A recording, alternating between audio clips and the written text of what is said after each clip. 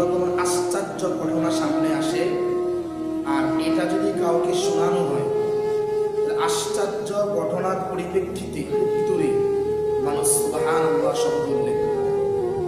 আল্লাহ পাক রব্বুল আলামিন আয়াতের মধ্যে সুবহান শব্দ উল্লেখ এজন্য করেছেন যে পুরা পৃথিবীর মধ্যে আল্লাহ পাক রব্বুল আলামিন যত পয়গম্বর অবতীর্ণ করেছেন, সকল পয়গম্বরকে আল্লাহ পাক রব্বুল আলামিন যেই মুজিজা দিয়েছেন, এর মধ্যে উল্লেখযোগ্য মুজিজা যাদেরকে দিয়েছেন, তাদের মধ্য থেকে সকল পয়গম্বরের সরদার রাসূল আকরাম সাল্লাল্লাহু আলাইহি ওয়াসাল্লামকে আল্লাহ পাক মেরাজের মতো ঘটনা মুজিজা আল্লাহ রাসূলের মাধ্যমে আল্লাহ পাক প্রকাশ করেছেন।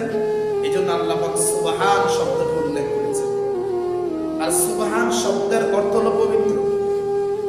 হাদিসে নবীজি সাল্লাল্লাহু আলাইহি ওয়াসাল্লাম বলেন, এই সুবহান বা সুবহানাল্লাহ শব্দের মূল্য, শব্দের তাসবিহ বা যে পড়ে তার দাম আল্লাহর কাছে এত বেশি, এত বেশি। নবীজি সাল্লাল্লাহু আলাইহি ওয়াসাল্লাম বলেন, আমার উম্মতের মধ্য থেকে যদি কোনো উম্মত প্রত্যেক নামাজের পরে সুবহানাল্লাহ 10 বার তেলাওয়াত করে, কোন শব্দ বলেন?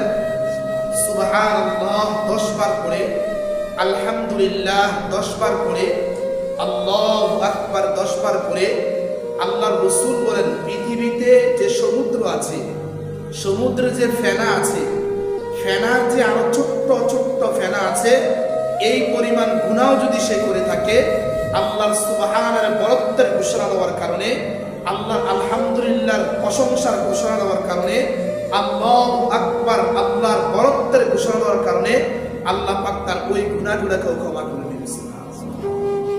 এরপর নবীজি বলছেন, যদি এর চেয়েও বেশি কেউ গুনাহ করে, হাদিসে আল্লাহর রাসূল সাল্লাল্লাহু আলাইহি ওয়াসাল্লাম বলেন, পুরা কুল কায়নাতের মধ্যে যত বালি আছে, বালির যত কণা আছে, এই পরিমাণ গুনাহ যদি কেউ করে, আর সে যদি তাসবিহটা 5 ওয়াক্ত নামাজের পরে নিয়মতান্ত্রিক করে, আল্লাহ পাক রব্বুল আলামিন তার সেই গুনাহগুলোকে ক্ষমা করে। মানে সুবহান আশ্চর্য, এই যে গুনাহ ক্ষমা করবে সমুদ্রের ফেনা পরিমাণ, বালুর কণা পরিমাণ, এটা আশ্চর্য বিষয়। কিন্তু আল্লাহ পাক রব্বুল আলামিনের হাবিব সাল্লাল্লাহু আলাইহি সাল্লাম বলেছেন, এই আশ্চর্যের বিষয়ের ক্ষেত্রেই আল্লাহ পাক রব্বুল আলামিন সুবহান শব্দকে